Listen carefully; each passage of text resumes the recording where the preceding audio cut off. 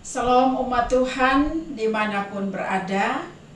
Selamat hari Minggu dan salam sehat buat kita semua. Selamat bertemu lagi dalam persekutuan ibadah saat ini. Sebelum ibadah kita dimulai, beberapa hal penting kembali kami sampaikan kepada kita semua, yaitu yang pertama, sangat diharapkan bahwa saat ibadah berlangsung kita semua tetap memperhatikan protokol kesehatan. Yang kedua, mari kita memperhatikan liturgi yang sudah kami kirim melalui soft file maupun hard copy. Dan yang paling akhir, semua anggota keluarga kami sangat berharap dapat mengikuti jalannya liturgi ibadah ini dengan penuh hikmat. Bapak Ibu Saudara-saudara, liturgi ibadah minggu pada pagi hari ini masih dalam perayaan bulan pendidikan di bawah tema pendidikan integritas. Sekarang ini pergumulan orang tua terhadap pendidikan anak-anak semakin bertambah berat. Beratnya pendidikan bagi anak-anak bukan karena soal uang, tetapi karena sikap anak itu sendiri terhadap pendidikan. Ada banyak orang tua yang pusing, mengeluh, kecewa, bahkan ada yang sampai menangis karena merasakan langsung bagaimana sikap anak-anak ketika mereka belajar secara online. Ada anak yang disuruh belajar tapi tidak belajar. Yang mereka lakukan justru bermain game. Bukan cuma itu, ada juga anak yang mulai belajar tidak jujur kepada orang tua. Bilang kepada orang tua mau kerja tugas di teman punya rumah, padahal dengan teman mereka duduk berkumpul dan bermain judi. Selain judi, ada juga anak yang minum minuman keras sampai mabuk. Nah, kalau keadaan anak seperti itu, orang tua mana yang sonde pusing, yang sonde mengeluh? Orang tua mana yang sonde kecewa dan menangis? Bahkan ada orang tua yang sampai memukul anaknya karena anaknya tidak mendengar nasihat mereka. Memang sangat disadari bahwa mendidik anak di zaman sekarang ini tidak gampang. Sebab tugas orang tua bukan cuma mengurus makan minumnya anak-anak. Bukan cuma mendukung anak-anak untuk meraih pendidikan secara formal. Tetapi sekarang yang dibutuhkan anak-anak adalah menjadi pribadi yang berintegritas. Dan ini harus dididik mulai dini, mulai dari orang tua. Harus menjadi orang tua yang berintegritas. Orang tua harus memberi contoh kepada anak-anak. Pribadi yang berintegritas itu seperti apa? Semua yang dikasihi Tuhan, hikmat yang dipayungi iman dan ketaatan kepada Tuhan, Sang Sumber Hikmat, akan membentuk jati diri yang kuat dan berintegritas. Dalam tuntunan tema pendidikan integritas, mari kita menyambut ibadah minggu ini. Saya jemput kita semua berdiri dan kita nyanyikan pujian PKJ nomor 2, Mulia, mulia namanya.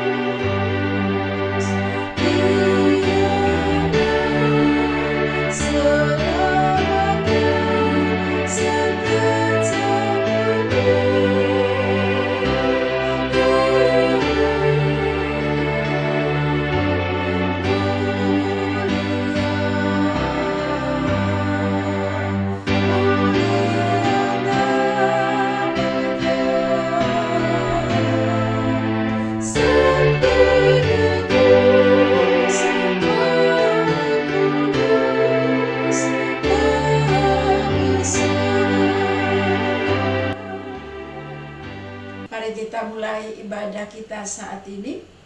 Kita meminta pertolongan Tuhan. Ibadah Minggu bulan pendidikan ini berlangsung di dalam nama Bapa Sang Sumber Hikmat, dalam nama Yesus Kristus Sang Penyelamat, dan dalam nama Roh Kudus Sang Pembaharu. Hikmat dan Roh Tuhan kiranya menyertai kita semua, kini dan selamanya. Silakan duduk. Umat Tuhan yang terkasih, nats firman Tuhan yang membimbing kita dalam ibadah ini terbaca dari Titus pasal 2 ayat 7 dan ayat 8. Titus pasal 2 ayat 7 dan ayat 8. Saya mengajak kita semua, mari kita membuka Alkitab kita masing-masing dan secara bersama-sama kita membaca ayat ini. Saya ulangi lagi, Titus pasal 2 ayat 7 dan ayat 8, kita baca bersama, kita mulai. Dan jadikanlah dirimu sendiri suatu teladan dalam berbuat baik. Hendaklah engkau jujur dan bersungguh-sungguh dalam pengajaranmu, sehat dan tidak bercela dalam pemberitaanmu, sehingga lawan menjadi malu, karena tidak ada hal-hal buruk yang dapat mereka sebarkan tentang kita. Pujian bagi nama Tuhan, nyanyian Kidung Baru nomor 3 ayat yang pertama.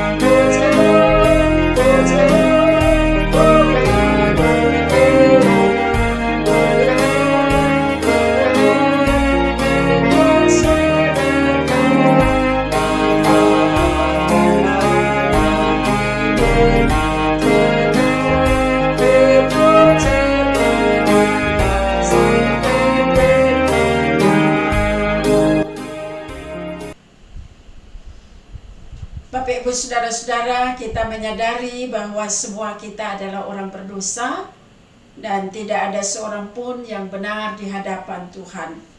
Karena itu saya mengajak kita, mari kita berdoa, mengakui dosa dan kesalahan kita di hadapan Tuhan. Doa ini kita akan menaikkannya secara berbalas-balasan kepada Tuhan. Mari kita berdoa.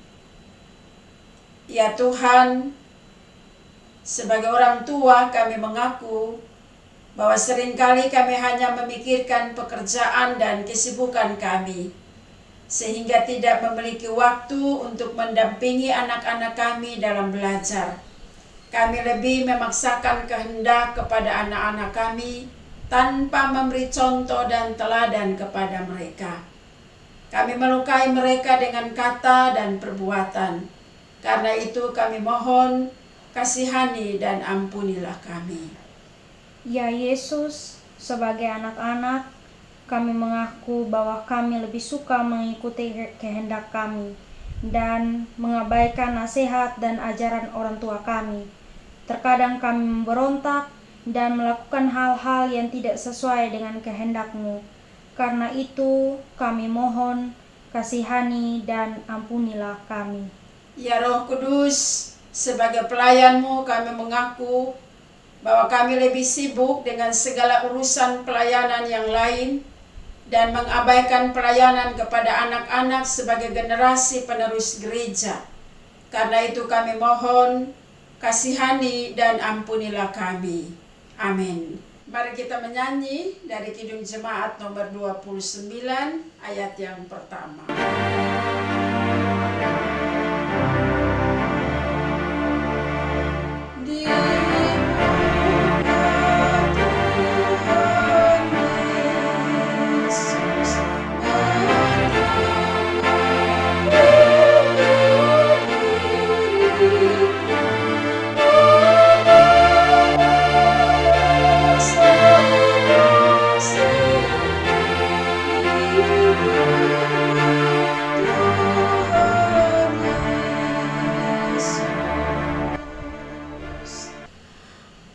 Dengarlah berita anugerah Allah dari kitab Amsal pasal 2 ayat 6 hingga ayat yang ke-8. Karena Tuhanlah yang memberikan hikmat, dari mulutnya datang pengetahuan dan kepandaian. Ia menyediakan pertolongan bagi orang yang jujur, menjadi perisai bagi orang yang tidak bercelah lakunya, sambil menjaga jalan keadilan dan memelihara jalan orang-orang yang setia. Karena itu berpegang teguhlah pada firman-Nya dan berjalanlah dalam hikmat dan kebenaran-Nya, sehingga berkat Tuhan senantiasa menyertaimu. Syukur kepada Allah. Kidung Jemaat nomor 356 ayat yang pertama.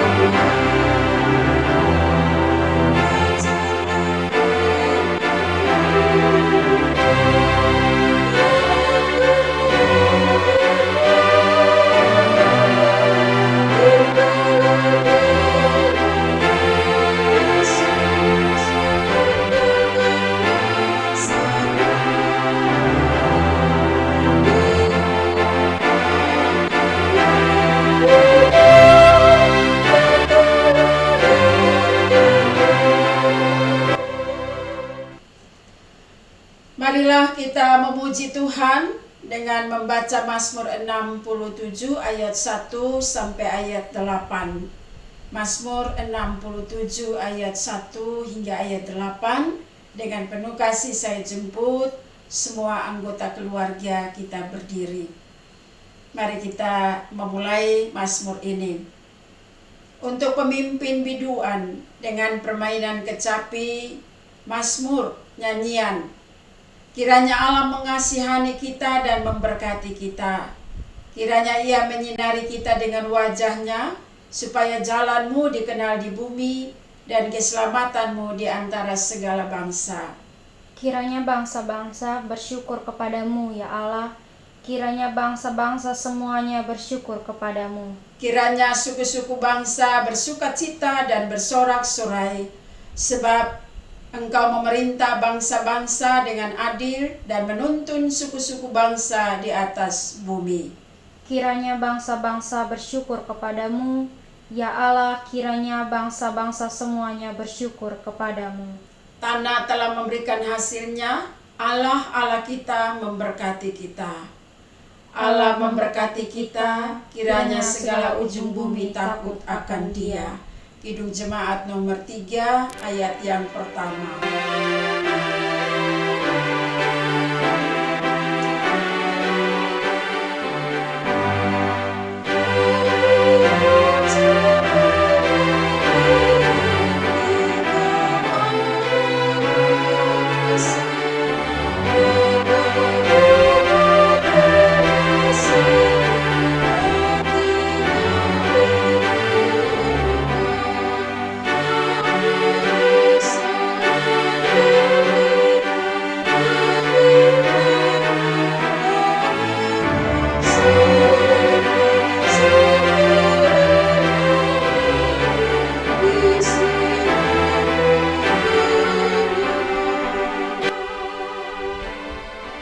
Umat Tuhan yang berbahagia, tiba saatnya kita akan belajar firman Tuhan. Tapi sebelumnya saya mengajak kita, mari kita berdoa. Ya Allah, ya Bapa di sorga, Bapa, di dalam nama Tuhan kami Yesus Kristus yang kami percaya, Bapa, di dalam nama Roh Kudus penolong, penghibur, dan kekuatan bagi kami semua. Kembali lagi di minggu pagi hari ini, kami sebagai anggota keluarga yang merupakan bagian dari persekutuan orang-orang percaya, kami ada lagi untuk beribadah kepadamu. Dan kami percaya Tuhan hadir bersama-sama dengan kami dalam ibadah ini. Tiba saatnya kami akan membaca dan merenungkan firman Tuhan. Siapakah kami ini Bapa? Kami adalah orang-orang yang terbatas. Dan karena itu kami mohon pertolongan Roh-Mu yang kudus, baik untuk hamba-Mu yang akan memberitakan firman-Mu, maupun bagi umat-Mu yang mendengarkannya. Roh Kudus bekerja di dalam kehidupan kami masing-masing, agar kami semua boleh diberkati oleh firman Tuhan, dan kami dapat hidup menurut firman-Mu. Kami taruhkan pemberitaan firman pada saat ini, dari awal sampai akhir, di dalam kuasa-Mu. Di dalam nama Yesus Kristus firman yang hidup, kami datang dan berdoa kepada Bapa di sorga. Amin. Kekasih Tuhan sekalian, mari kita membuka Alkitab dari Injil menurut Matius pasal 12 ayat 33 sampai dengan ayat 37. Matius pasal 12 ayat 33 hingga ayat 37. Saya bacakan bagi kita semua di bawah perikop Yesus dan Beelzebul. Jikalau satu pohon kamu katakan baik, maka baik pula buahnya. Jikalau satu pohon kamu katakan tidak baik, maka tidak baik pula buahnya.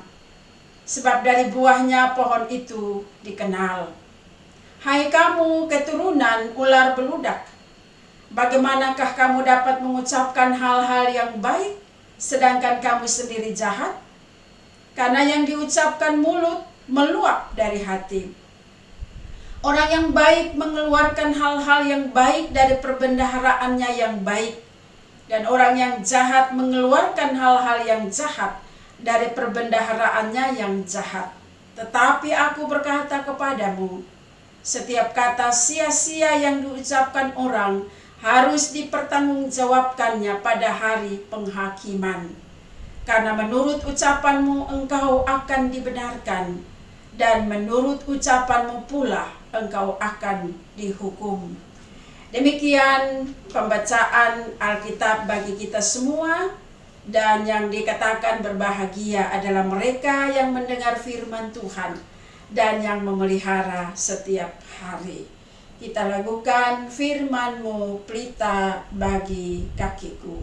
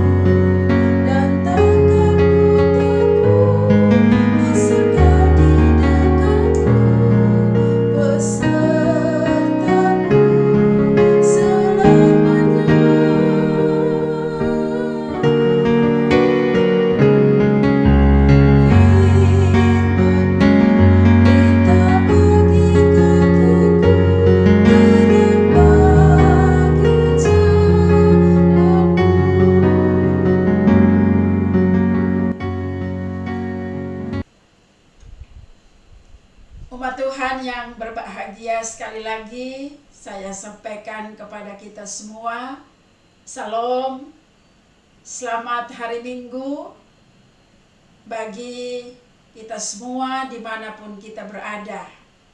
Salam sehat, dan kita berjumpa lagi dalam persekutuan Minggu pada saat ini.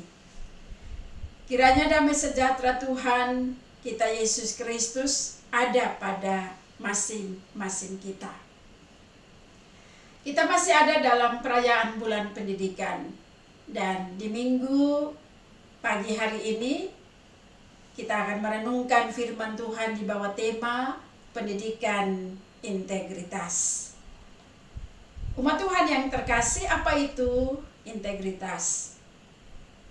Kalau kita buka Google, kita akan dapatkan di sana dikatakan integritas adalah kepribadian yang memiliki kualitas kejujuran dan prinsip moral yang dilakukan secara konsisten dalam kehidupan secara menyeluruh. Seseorang dianggap memiliki kepribadian dan karakter yang berintegritas bila dia didapati jujur, dia dapat dipercaya, dia memiliki komitmen, bertanggung jawab, menepati ucapannya, setia, menghargai waktu, dia memiliki prinsip dan nilai-nilai hidup. Integritas adalah pribadi yang dapat melakukan hal yang benar. Bahkan ketika tidak ada yang melihat dia pun, dia tetap melakukan hal-hal yang benar. Dia berani untuk mengatakan yang benar. Dia berani melakukan yang benar karena itu benar. Integritas tidak dapat diwariskan secara DNA. Karena memang tidak ada darah yang namanya darah integritas. Yang ada darah O, darah A, darah B, dan seterusnya. Nah, kalau integritas tidak dapat diwariskan secara DNA, tidak berarti seseorang tidak dapat memiliki pribadi yang berintegritas. Tidak demikian.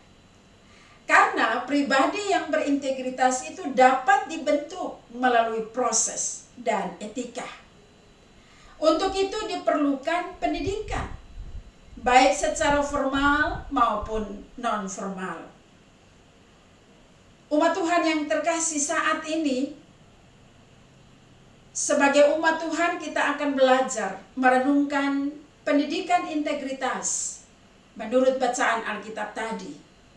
Matius 12 ayat 33 sampai ayat 37. Besar harapan bagi kita semua bahwa dengan pengajaran firman Tuhan saat ini kita semua ditolong untuk belajar menjadi pribadi yang berintegritas. Karena itu saya mengajak kita, mari kita memperhatikan bagian bacaan tadi. Bagian bacaan tadi ada di bawah perikop yang berjudul Yesus dan Beelzebul. Pertanyaannya bagi kita, apa kaitannya bacaan ini dengan tema kita, pendidikan integritas? Apa kaitannya bacaan Injil Matius 12 ayat 33 sampai 37 dengan tema kita, pendidikan integritas? Umat Tuhan yang terkasih, di awal bacaan ini dikisahkan Yesus menyembuhkan orang yang kerasukan setan. Dia tidak sekedar dirasuk setan, tapi dia juga bisu dan tuli. Yesus sanggup memberikan kesembuhan kepada orang tersebut. Orang banyak yang melihat peristiwa penyembuhan yang dilakukan oleh Yesus, dikatakan oleh Injil ini, semuanya takjub.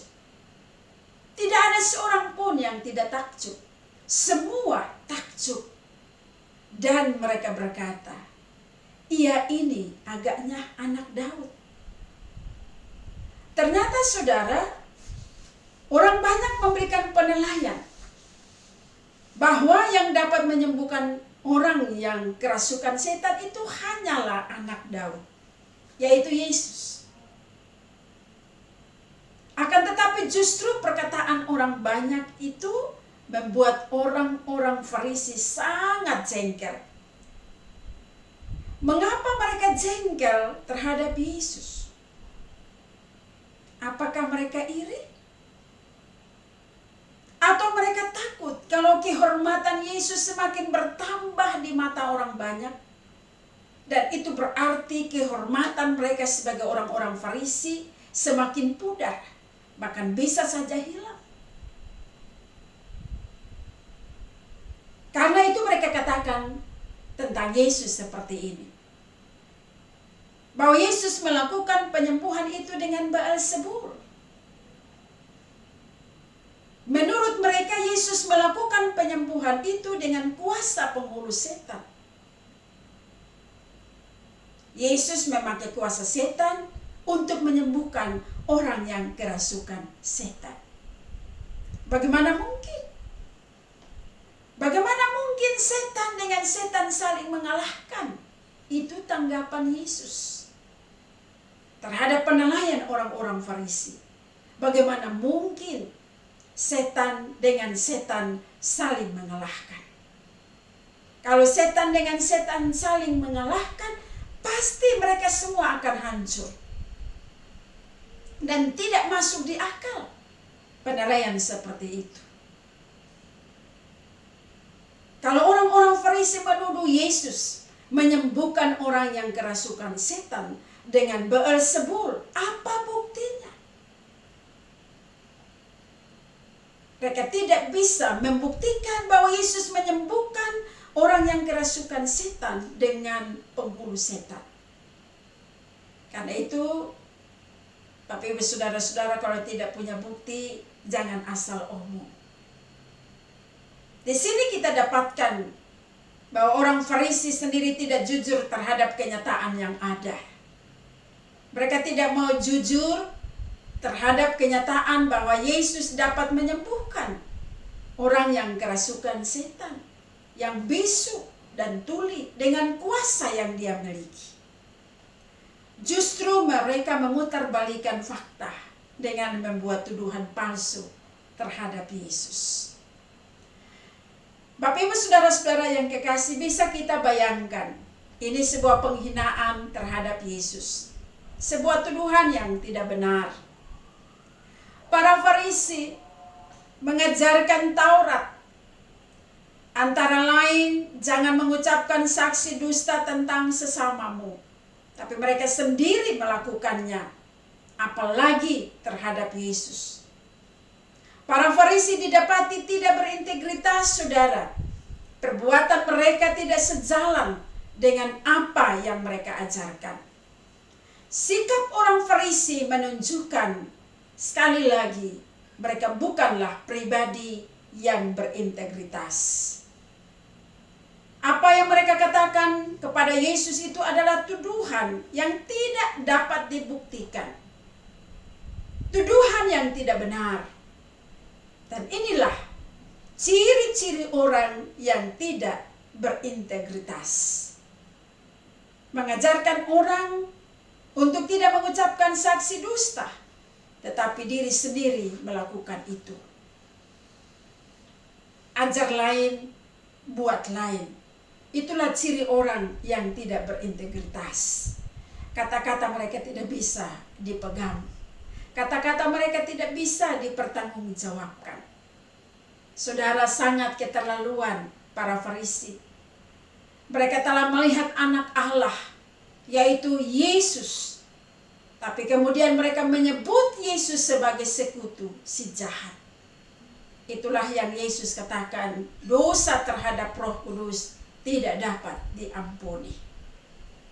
Bapak Ibu Saudara-saudara yang dikasihi oleh Tuhan Yesus Kristus, keadaan hati manusia dapat dilihat melalui kata-kata yang dia ucapkan. Itulah pengajaran integritas yang Yesus sampaikan melalui bacaan yang telah kita baca tadi, Injil Matius 12 ayat 33 sampai 37. Keadaan hati manusia dapat dilihat melalui kata-kata yang dia ucapkan. Karakter manusia dapat dikenali dari kata-katanya. Apa yang terdapat dalam hati dapat muncul ke permukaan melalui bibir seseorang. Seseorang hanya dapat mengeluarkan melalui bibirnya apa yang ada di dalam hatinya. Tidak ada hal lain yang lebih jelas dalam menyingkapkan sesuatu kecuali kata-kata.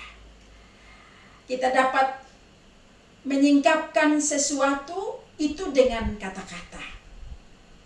Orang lain tidak perlu berbicara lama-lama dengan kita untuk mereka bisa melihat apakah kita memiliki pikiran yang bersih atau kotor. Orang lain tidak perlu lama-lama mendengarkan kita untuk melihat apakah pikiran kita ini baik atau jahat. Orang lain tidak perlu lama-lama mendengarkan kita berkhotbah, mengajar, atau memberi kuliah untuk melihat apakah pikiran kita jernih atau keruh. Karena kita dapat menyingkapkan tentang siapa diri kita yang sesungguhnya hanya dengan apa yang kita katakan. Dengan perkataan yang kita ucapkan, saudara, kita bisa menyingkapkan tentang siapa diri kita sesungguhnya. Yesus mengatakan bahwa seseorang harus bertanggung jawab atas ucapannya yang sia-sia. Artinya, kata-kata yang diucapkan oleh seseorang tanpa berpikir, tanpa mempertimbangkan norma-norma umum yang berlaku, dia harus bisa bertanggung jawab.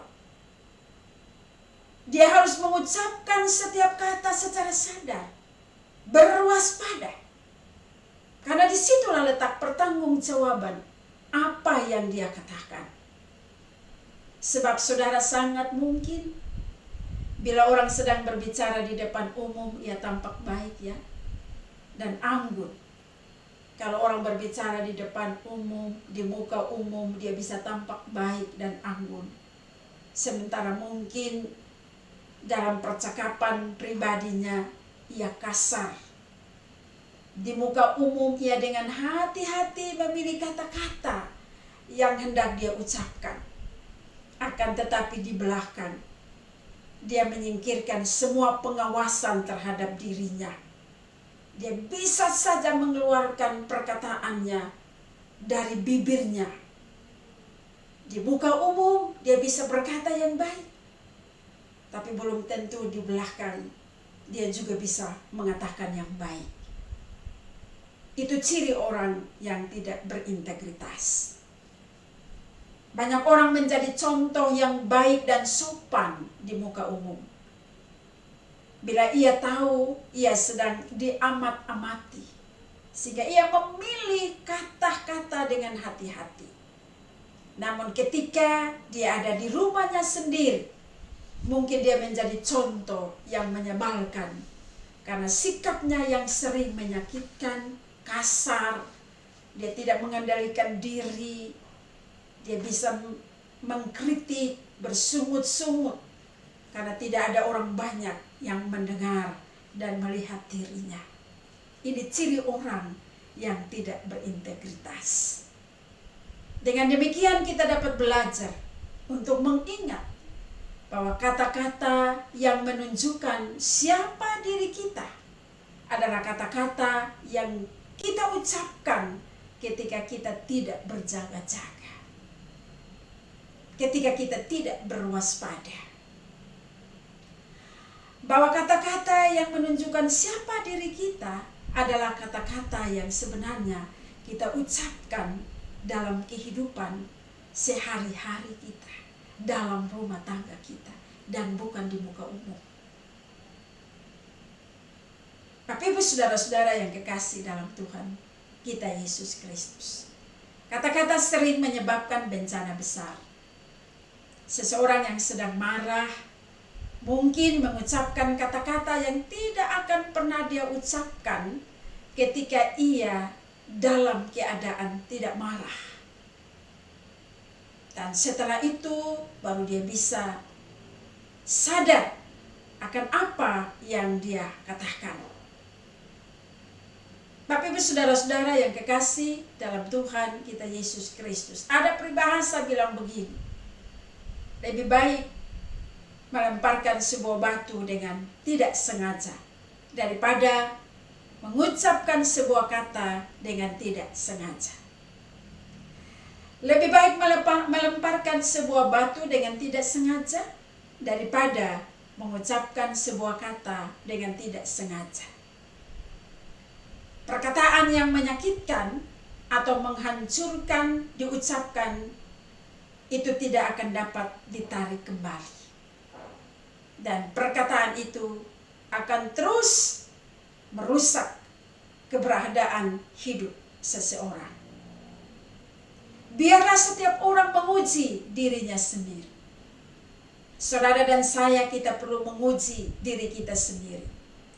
Biarlah setiap orang menguji perkataannya, sehingga ia dapat menemukan keadaan hatinya. Biarlah ia mengingat bahwa Allah menghakiminya bukan untuk kata-kata yang ia ucapkan dengan hati-hati atau sengaja, melainkan oleh kata-kata yang ia ucapkan tanpa rekayasa apapun dan perasaan hati sebenarnya yang muncul ke permukaan. Jika demikian, saudaraku, bagaimana kita bisa mendapatkan pendidikan yang berintegritas? Kalau kita belajar dari bacaan ini, 1-2 catatan perenungan saya mau sampaikan kepada umat Tuhan sekalian. Yang pertama, bagaimana kita bisa mendapatkan pendidikan yang berintegritas? Pertama, untuk mendapatkan pendidikan yang berintegritas, mulailah dari diri sendiri. Belajar menjadi pribadi yang baik dan benar, itu mulai dari diri kita sendiri. Sebab bila pribadi kita baik dan benar, saudara, maka setiap perkataan kita juga adalah perkataan yang baik dan benar. Sebab dari buahnya pohon itu dikenal. Andai kata perkataan kita adalah buah, maka orang mengenal kita dari perkataan yang kita ucapkan. Sekali lagi, andai kata perkataan kita itu buah, maka orang akan mengenal kita dari perkataan yang kita ucapkan. Perkataan kita yang tidak jujur, perkataan kita yang tidak benar, perkataan kita yang tidak bertanggung jawab, memberi gambaran kalau pribadi kita seperti itu juga. Pribadi kita adalah pribadi yang tidak jujur, pribadi yang tidak benar, pribadi yang tidak bertanggung jawab. Menurut Yesus, tidak mungkin orang mengucapkan hal yang baik sementara ia sendiri jahat. Kalau dia jahat, maka perkataannya juga jahat. Tapi kalau dia jahat lalu dia ucapkan hal-hal yang baik, itu namanya munafik. Tidak berintegritas. Itu yang pertama. Untuk mendapatkan pendidikan yang berintegritas, mulailah dari diri sendiri. Belajar untuk melakukan yang baik dan yang benar. Yang kedua, teruslah belajar berbuat baik dalam keadaan apapun. Perbuatan baik itu kita jadikan sebagai investasi. Sebab orang yang baik pasti akan mengeluarkan hal-hal yang baik dari perbendaharaannya yang baik. Jangan invest hal-hal yang jahat, saudara. Karena nanti yang dikeluarkan adalah juga yang jahat. Kalau kita invest hal-hal yang baik, maka itu akan keluar dari perbendaharaan kita yang baik. Banyak pemikir pendidikan menekankan perlunya penanaman kebiasaan baik sejak dini mungkin. Bahkan Aristoteles dia berpendapat bahwa pendidikan melalui kebiasaan perlu terjadi sebelum pendidikan melalui akal. Sekali lagi, pendidikan melalui kebiasaan perlu terjadi sebelum pendidikan melalui akal. Artinya, walaupun anak kecil belum bisa memahami perlunya satu kebiasaan baik, namun kita harus sudah mulai menanamkan sebagai sebuah kebiasaan baik dalam diri anak tersebut. Seorang anak kecil perlu dibiasakan dengan pola hidup yang baik. Dan orang dewasa pun perlu membiasakan dirinya dengan kebiasaan yang baik. Karena sekali lagi, ketika kita mempunyai kebiasaan buruk, seterusnya lah kita menanggung akibatnya. Kalau kita punya kebiasaan yang buruk, seterusnya kita menanggung akibatnya. Sebaliknya, ketika kita mempunyai kebiasaan baik, seterusnya kita akan memperoleh manfaatnya. Hal yang ketiga, belajar bertanggung jawab atas setiap perkataan yang kita ucapkan. Sehingga kita tidak asal omong atau senang omong. Sebelum kita omong, pikirkan dulu dampaknya. Pikirkan baik buruknya. Sebab dari perkataan yang kita ucapkan, kita akan dibenarkan. Atau sebaliknya, kita pun dapat dihukum. Hal ini merupakan salah satu cara belajar menjadi orang yang berintegritas. Kiranya firman Tuhan minggu pagi ini menolong kita untuk kita belajar menjadi pribadi yang berintegritas. Tuhan memberkati kita. Amin.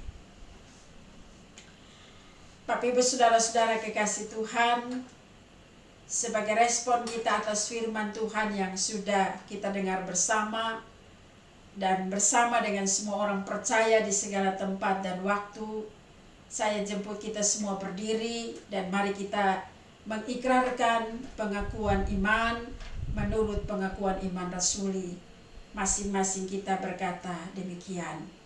Aku percaya kepada Allah, Bapa yang Maha Kuasa, Halik langit dan bumi, dan kepada Yesus Kristus, Anaknya yang tunggal Tuhan kita, yang dikandung daripada Roh Kudus, lahir dari anak darah Maria, yang menderita di bawah pemerintahan Pontius Pilatus, disalibkan, mati dan dikuburkan, turun ke dalam kerajaan maut. Pada hari yang ketiga, bangkit pula dari antara orang mati, naik ke surga, duduk di sebelah kanan Allah, Bapa yang Maha Kuasa, dan akan datang dari sana untuk menghakimi orang yang hidup dan yang mati. Aku percaya kepada Roh Kudus, gereja yang kudus dan am, persekutuan orang kudus, pengampunan dosa, kebangkitan daging, dan hidup yang kekal. Pujian PKJ 282.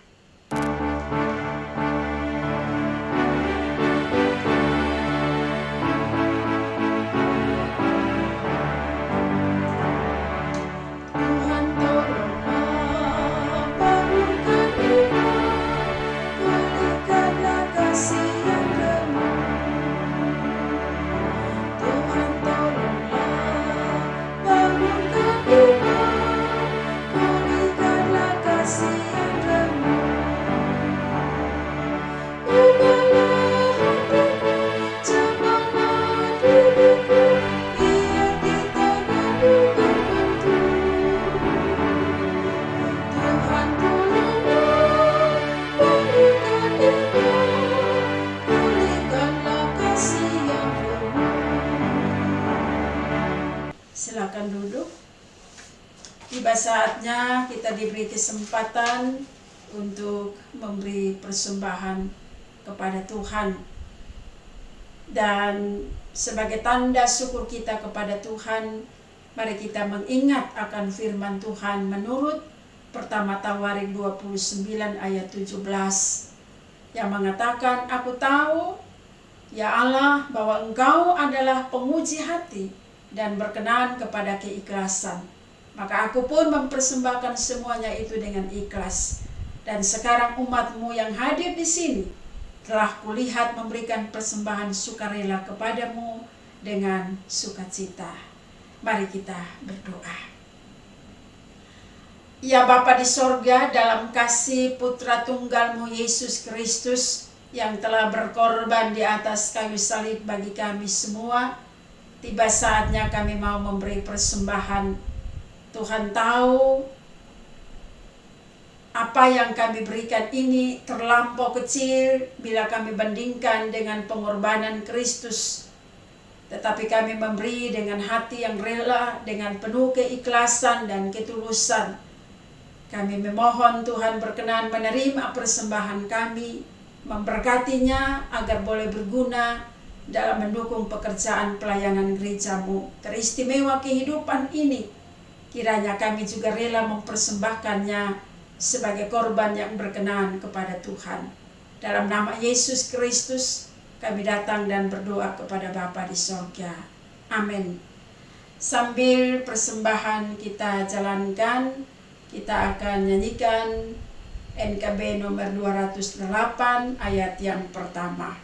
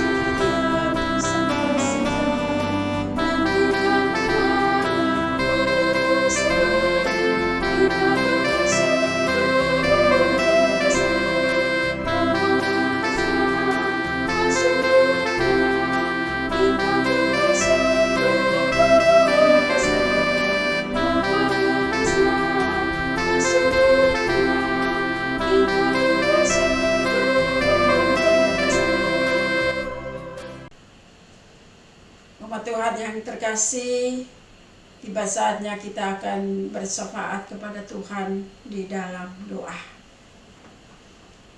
Karena itu, mari kita berdoa.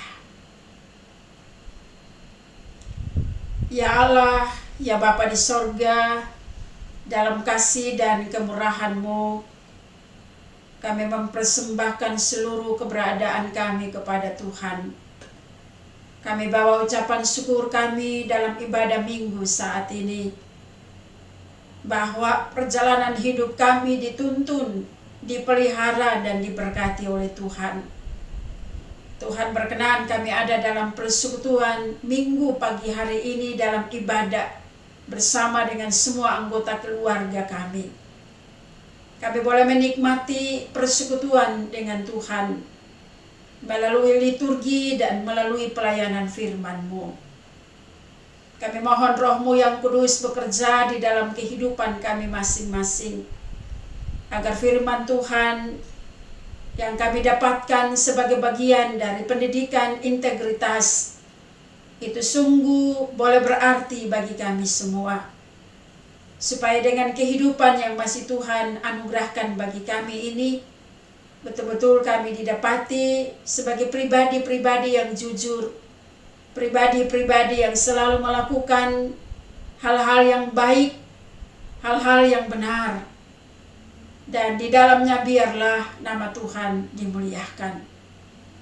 Kami jujur Tuhan, bahwa dalam hidup ini terkadang kami belum didapati memiliki pribadi yang berintegritas. Tetapi kami bersyukur bahwa Tuhan setia kepada kami, selalu menegur kami dan menasihati kami melalui firman-Mu.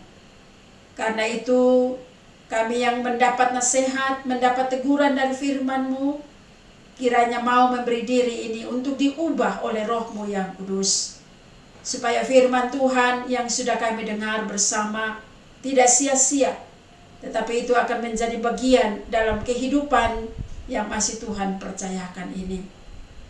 Berkati setiap telinga yang mendengar, setiap hati yang menerima, dan setiap hidup yang mau melakukan akan firman-Mu. Kami berdoa bagi pelaksanaan ibadah di rumah masing-masing. Tuhan Yesus berkenan memberkati.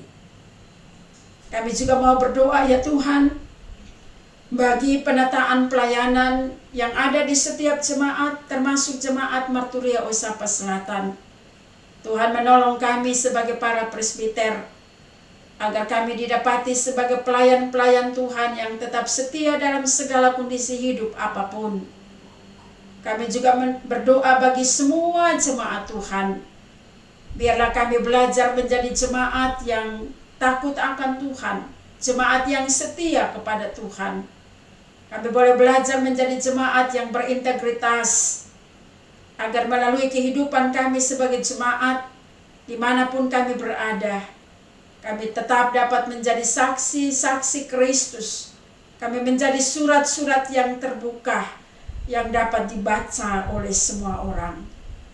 Memberkati jemaatmu dalam pergumulan hidup setiap hari, rumah tangga mereka, tugas dan kerja mereka Tuhan berkati. Jikalau di antara jemaatmu ada yang menderita sakit, yang dirawat di rumah sakit, maupun yang sakit di rumah masing-masing, termasuk mereka yang terpapar oleh karena COVID-19, kami berdoa di dalam nama Tuhan Yesus, nama yang berkuasa itu. Dengan kuasa-Mu Tuhan menolong kekasih-kekasih kami yang menderita sakit, juga melalui tangan para dokter dan para perawat. Mereka boleh dirawat, mereka boleh ditolong, obat-obatan, makanan, minuman yang dikonsumsi, segala tindakan-tindakan medis, semuanya diberkati oleh Tuhan. Kuasa Tuhan boleh berlaku, sehingga umat-Mu yang menderita sakit boleh dipulihkan, mereka boleh sembuh, dan biarlah hanya nama-Mu yang kami muliakan. Tetapi kami ingat juga jemaat-Mu yang mengalami duka, karena harus kehilangan orang-orang yang mereka cintai. Tuhan, Engkau adalah sumber kekuatan dan sumber penghiburan bagi mereka semua, termasuk mereka yang meninggal karena terpapar COVID-19. Tuhan Yesus, kami percaya bahwa kuasa-Mu mengendalikan isi dunia ini. Kuasa-Mu lah yang akan menolong mereka yang menderita, mereka yang menangis. Dan biarlah mereka boleh tetap mengarahkan mata mereka tertuju hanya kepada Tuhan, Sang Maha Kuasa itu. Bahwa apapun bentuk peristiwa kematian yang dialami, bahwa kematian mereka pun ada di dalam tangan kemahakuasaan Tuhan sendiri. Terima kasih banyak Bapa di sorga. Kami berdoa bagi pemerintah, bangsa dan negara kami. Para pemimpin bangsa ini kami taruhkan dalam tangan Tuhan, dari tingkat pusat sampai ke daerah-daerah. Teristimewa ketika menghadapi situasi bangsa yang terjadi, wabah virus corona ini melanda dunia, melanda Indonesia, melanda juga kota Kupang. Kami taruhkan para pemimpin kami dalam tangan kuasa-Mu Bapa. Beri mereka hikmat, akal budi, dan kebijaksanaan, agar mereka juga dapat memikirkan hal-hal yang baik, dapat melayani masyarakat dengan penuh cinta dan kasih, dapat menolong oleh karena hikmat dan kearifan yang Tuhan anugerahkan kepada para pemimpin kami. Bukalah jalan bagi mereka ya Tuhan, supaya mereka dapat melakukan yang baik bagi bangsa ini dan bagi masyarakat. Sebab mereka adalah hamba-hamba Tuhan. Tuhan pilih mereka untuk melayani bangsa ini, melayani rakyat ini. Terima kasih banyak Bapa di sorga. Kami juga berdoa bagi gereja-Mu di tengah-tengah dunia ini. Para pemimpin gereja kami doakan, Tuhan juga menolong mereka. Beri mereka hikmat dan akal budi, supaya mereka juga didapati sebagai pemimpin-pemimpin gereja yang takut akan Tuhan, yang selalu bergantung penuh hanya kepada Tuhan. Tuhan menghadirkan gereja-Mu di tengah-tengah dunia ini untuk menghadirkan Shalom-Mu, untuk menghadirkan tanda-tanda kerajaan Allah. Karena itu menolong para pemimpin gereja-Mu di dalam menata pekerjaan pelayanan. Terima kasih banyak Bapa di sorga. Kami juga mau berdoa ya Tuhan, bagi para presbiter, penatua, diaken, pengajar, UPP, BPP, Satgas, semua anak-anak Tuhan yang memberi diri untuk menata pekerjaan pelayanan di tengah-tengah COVID-19. Jujur ada yang merasa takut, ada yang merasa cemas, ada yang merasa bimbang dan ragu. Biarlah Roh Kudus menolong hamba-hamba Tuhan, supaya dalam situasi apapun, semangat mereka untuk menata pekerjaan pelayanan tetap bernyala-nyala. Kasih Tuhan, kuasa Tuhan melindungi mereka dari berbagai ancaman, berbagai bahaya, termasuk virus 19, COVID-19 ini. Terima kasih banyak Bapa, kami berdoa bagi setiap keluarga, dimanapun mereka berada, suami, istri, orang tua, dan anak-anak yang menggumuli kehidupan keluarga. Tuhan selalu ada di tengah-tengah mereka dengan kasih-Mu, sehingga di setiap keluarga terpancar kasih Kristus dalam menghadapi dan menjalani kehidupan yang sesulit apapun.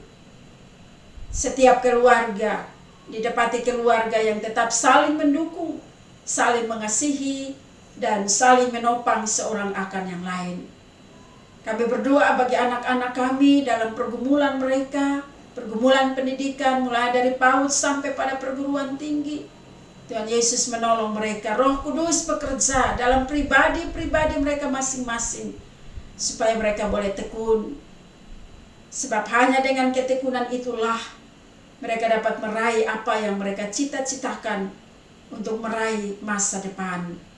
Terima kasih banyak Bapa di sorga. Ibadah ini akan kami akhiri, tetapi ibadah dalam tugas dan karya kami, dalam pekerjaan kami, dalam pelayanan kami, terus akan kami lanjutkan. Roh Kudus pimpin kami, supaya firman Tuhan yang sudah kami dengar bersama, biarlah kami mau memberi diri untuk hidup menurut firman Tuhan. Terima kasih banyak Bapa di sorga, sempurnakanlah doa kami, karena kami berdoa tidak dengan nama lain, melainkan dengan nama anak-Mu Yesus Kristus, yang adalah Tuhan dan Juru Selamat kami. Amin.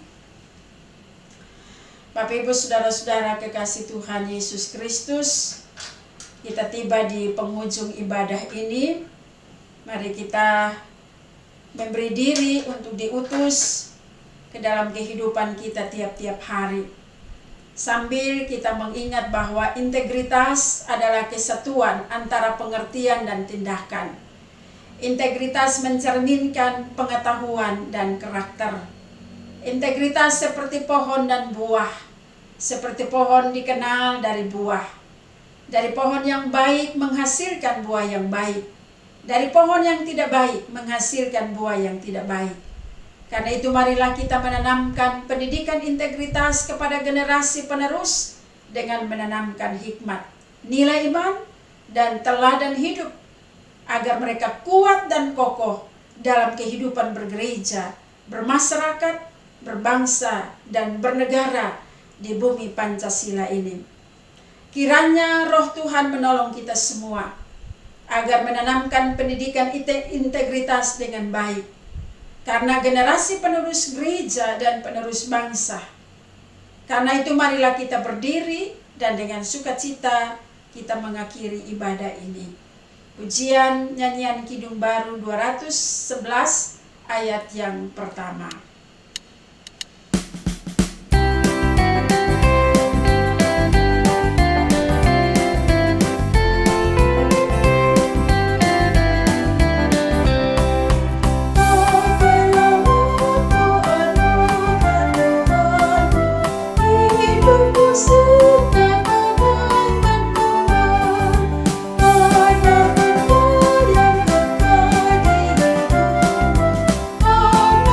Oh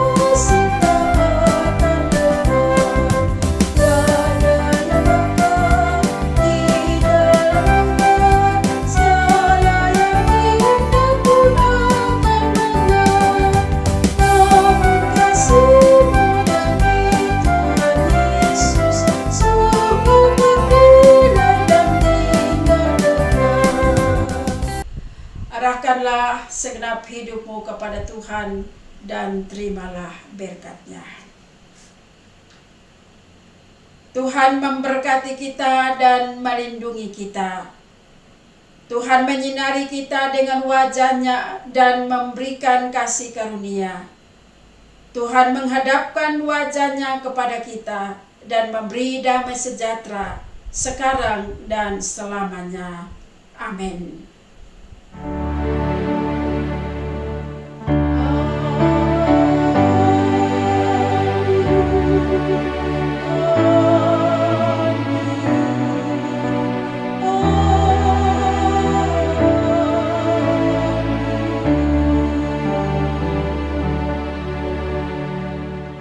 Salam.